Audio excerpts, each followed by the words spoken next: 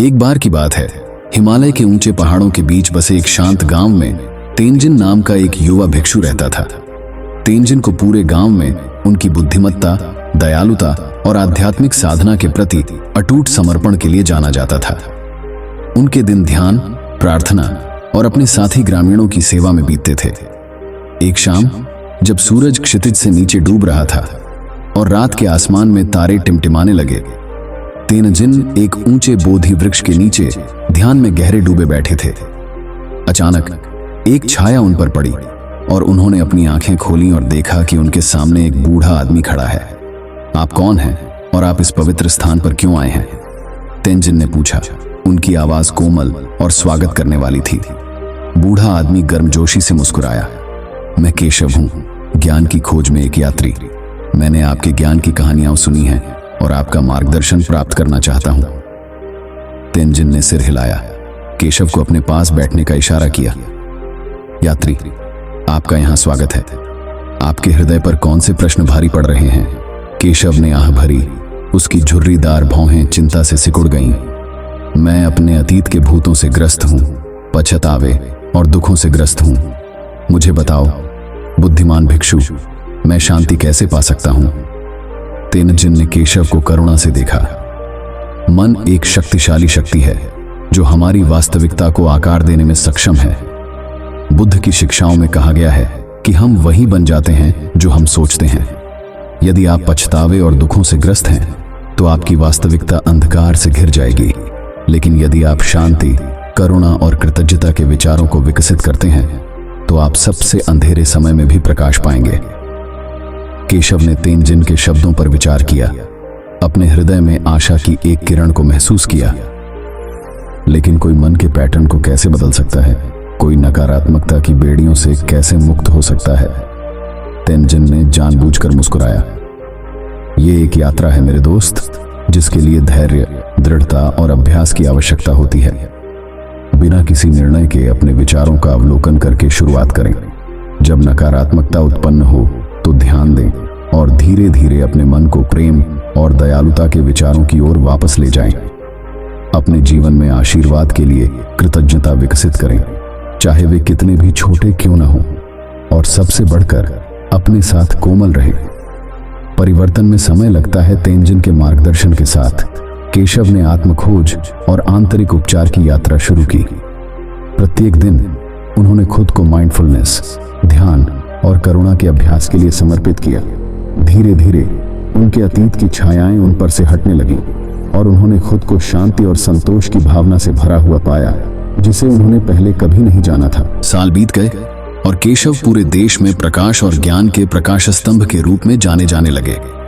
लोग उनके मार्गदर्शन की तलाश में दूर दूर से यात्रा करते थे और वे उन्हें वही शिक्षाएं देते थे जो तेंजिन ने उन्हें इतने साल पहले दी थीं। और जहां तक तेंजिन का सवाल है, उसने अपनी आध्यात्मिक यात्रा जारी रखी। बुद्ध के शाश्वत ज्ञान को उन सभी के साथ साझा करने के अवसर के लिए हमेशा आभारी रहा जो इसे चाहते थे, क्योंकि अंत में वह जानता था कि सच्चा ज्ञान गंतव्य में नहीं बल्कि यात्रा में ही निहित है। जैसे जैसे साल बीतते गए, तेंजिन और केशव का रिश्ता गहरा होता गया, जो आध्यात्मिक विकास और परिवर्तन की साझा यात्रा से मजबूत हुआ। वे अक्सर बोधि वृक्ष के नीचे एक साथ बैठते थे, कहानियों, अंतर्दृष्टि और हंसी का आदान प्रदान करते हुए ब्रह्मांड के रहस्यों पर विचार करते थे। एक दिन जब वे शांत चिंतन में बैठे थे, एक युवती उनके पास आई। उसकी आंखों में आंसू थे।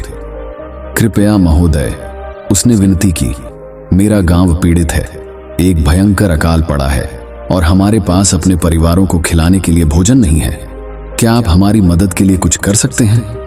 तेंजिन और केशव ने अपने पैरों पर खड़े होने से पहले एक दूसरे को देखा। हम आपकी सहायता करने के लिए जो कुछ भी कर सकते हैं करेंगे, तेंजिन ने करुणा से भरी आवाज में उत्तर दिया। लेकिन याद रखें, सच्ची समृद्धि भौतिक धन में नहीं बल्कि मानवीय भावना की समृद्धि में निहित है।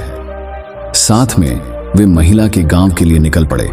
उनके दिल उस पीड़ा से भारी थे जो उन्हें पता था कि उनका इंतजार कर रही थी। रास्ते में उन्हें कई अन्य जरूरतमंद लोग मिले और हर बार उन्होंने अपनी तरफ से जो भी मदद कर सकते थे की, चाहे वह एक दयालु शब्द हो, एक सांत्वना भरा आलिंगन हो या संगति में साझा किया गया एक साधारण भोजन हो। जब वे आखिरकार गांव पहुंचे तो उन्हें निराशा का नजारा देखने को मिला। खेत बंजर पड़े थे, कुएं सूखे थे और लोग भूख से तड़प रहे थे। लेकिन दुख के बीच तेनजिन और केशव ने कुछ और देखा, लचीलापन, उम्मीद और जीवित रहने का दृढ़ संकल्प। तेनजिन के मार्गदर्शन में गांव के लोग एक साथ आए, अपने संसाधनों को इकट्ठा किया और जो कुछ भी उनके पास था उसे एक दूसरे के साथ साझा किया। उन्होंने बंजर धरती में उम्मीद के बीज बोए, उन्हें देखभाल और भक्ति के साथ संभाला, यह जानते हुए कि समय और धैर्य के साथ वे भरपूर फसल पैदा करेंगे। और जैसे जैसे मौसम बीतते गए और फसलें एक बार फिर से लहलहाने लगीं, गांव बदल गया। अब उन्हें अभाव का सामना नहीं करना पड़ा, क्योंकि उन्होंने प्रचुरता का सही अर्थ सीख लिया था। धन के संचय में नहीं, बल्कि समुदाय के बंधनों में, आत्मा की उदारता और मानव हृदय की तन्यकता में। अंत में तेनजिन और केशव बोधि वृक्ष के नीचे अपने विनम्र निवास पर लौट आए।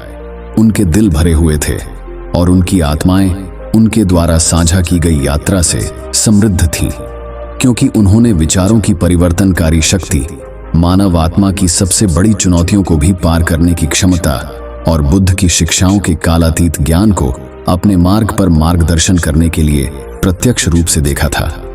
और यद्यपि उनकी यात्रा समाप्त हो गई थी, वे जानते थे कि उनकी विरासत उन सभी लोगों के दिलों और दिमागों में जीवित रहेगी जिन्हें उन्होंने रास्ते में छुआ था।